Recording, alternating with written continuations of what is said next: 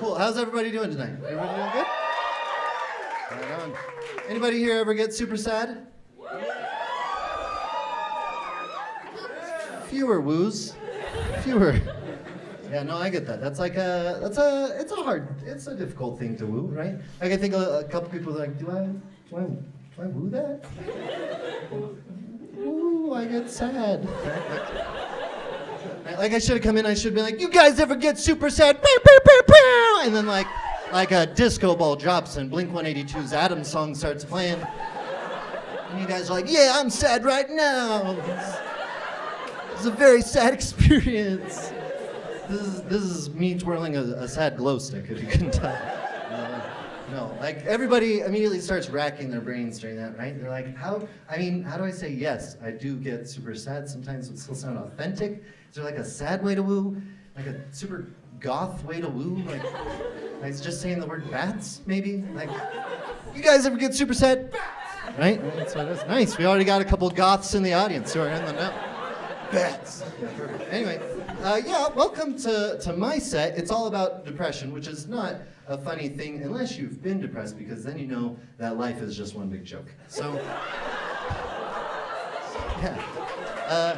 No, I'm actually happy to say that I currently don't label myself, I guess, as depressed. But I did have a depressive episode when I was 16 years old, which was a while back for me, because I'm 30 now, so the age difference between me and a 16-year-old is like the difference between a 16-year-old and a zygote, right? So, it's been a while. But I have to say that because if there's any freshmen in the audience right now, they're like, what, he was 16? 16 was like prom, and prom was like, what, 2 weeks ago, right? But I'm old enough that I barely remember prom. Like, it would take like a dramatic police interrogation for me to remember prom. Like, the cop would bring me in and he'd be like, where were you the night of prom? And I'd be like, I don't know, home alone and sad probably, I guess. And then he slams a picture on the table of me bumping and grinding with Brittany Barnes Tonelli's It's Getting Hot in Here, like, caught you at the scene of the crime, perv, right?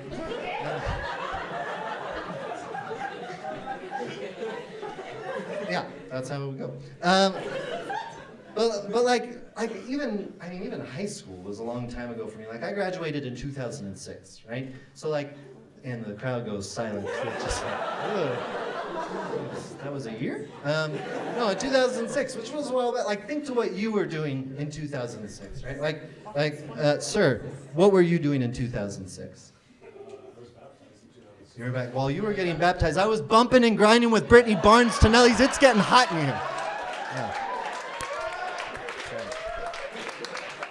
Sorry to bring that up again. But like I said, 2006 was a rough year. Grinding with Brittany Barnes was a brief shining moment that year. So. Right. No, I didn't even go to like my high school 10-year reunion. I had a high school 10-year reunion to start off, but like I didn't go to it because I didn't recognize anybody in the Facebook group, right? Like I was like, who are these people? Is this the right school? And where is Brittany Barnes, right? Like, sorry, that's the last time I bring it up. But like I do bring up how long ago high school was because I had one depressive episode 15 years ago and it still affects me to this day. And of course it does. Because my routine back then is I would come home from school, I would go to my room, just lay down on the floor and think about how much I wanted to kill myself as I stared at the ceiling fan. And like, it wasn't the fan's fault. Like, the fan was very nice. I mean, the fan was the only good thing going on in my life at the time. If anything, I felt like I didn't deserve the fan. So like, if there's anyone in here right now who's like, that's pretty sad, guy should have just changed his fan. No, you're absolutely wrong. I was a big fan of it. I'm sorry for that. No, don't applaud that. That pun is the saddest part of this whole set, to be honest. No, anyway, let's get back to it. Yes, I wanted to kill myself. So there we go. No, I did. Like I would just lay there and I would think about how little I meant and how life was just pointless and how I honestly just wanted to die. And my thoughts would just spiral. And one of the thoughts that I would always have was like, this will never get better at all. Things will never get better. And like to a certain extent, I was right. Like things around me didn't get better. My external environment didn't get better. And of course it didn't. It was 2006. Like the #1 song in 2006 was Daniel Powter's "So You Had a Bad Day." You remember that song? Yeah. 2006 was very sad. Like everyone was very sad. Daniel Powter especially was very sad. Like man, what a song to be a one-hit wonder on. Like I hope that guy's had a good day at this point, right? But I would just lay there and I guess like here's the thing is I would just lay there and I would have these thoughts and I'd let them spiral and I was right that like my environment didn't change around me, but what I didn't account for is that like I changed, I got better, like I got help and I learned how to counteract some of these thoughts. And so while like I still get super sad sometimes and I still feel those thoughts from 15 years ago like still entering into my brain at times, like I now know how to counteract them, so I can't say that I'm depressed.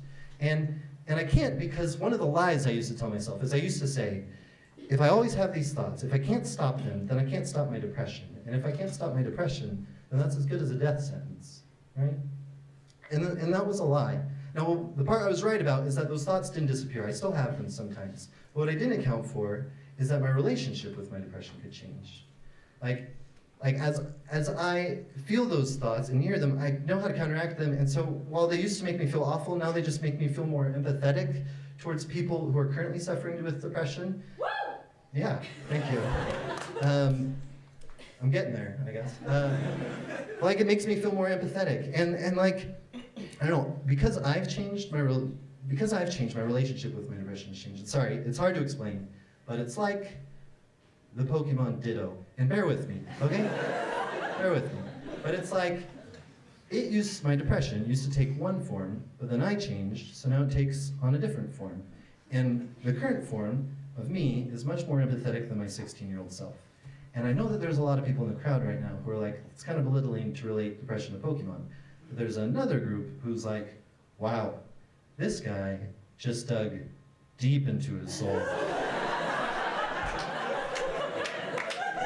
Reached down low to try to explain his past emotional trauma in the best he could come up with is Pokemon. This guy totally gets it. He's definitely depressed, right? And I'm not trying to say that everybody's gonna feel about their depression the same way that I feel about mine. I'm just trying to tell my story. But I am hoping that maybe I can reach out to some people who maybe feel the same way I used to feel, thinking that it would never end. And the reason for that is because last semester there was a tragedy on campus where someone committed suicide in the Tanner building. And I was there that day, and I saw it happen. And it was the worst thing I've ever seen in my life, ever. And in that moment, I thought about all of the times that I walked across that same 4th floor sky bridge and thought about how, just looking down and thinking how easy it would be to end it. So when I saw her laying there, it was like I was seeing myself, and suddenly 16-year-old me didn't feel so far away. And I went home that day, and I kept thinking about it, and all of a sudden, like, my thoughts started spiraling again, and I started thinking things like, is it just inevitable that I'm gonna end up like this? Like, am I just doomed? What's even the difference between us? And I say this next part not to demean her, but I have to remind myself that the difference is that I keep crossing that bridge. And that doesn't make me better than her, but it does mean that we're different. And it helps remind me that I don't have to have my depression disappear. I don't have to have those thoughts disappear completely for me to be better. I just have to keep crossing that bridge and work and hope that my relationship with my depression continues to change. Because even though today, if someone asks me, like, do you ever feel super sad? Maybe I just say, like, bats, sarcastically, right? But who knows if tomorrow I might feel comfortable enough emotionally to say woo. So yeah, that's my time, guys. Thanks so much.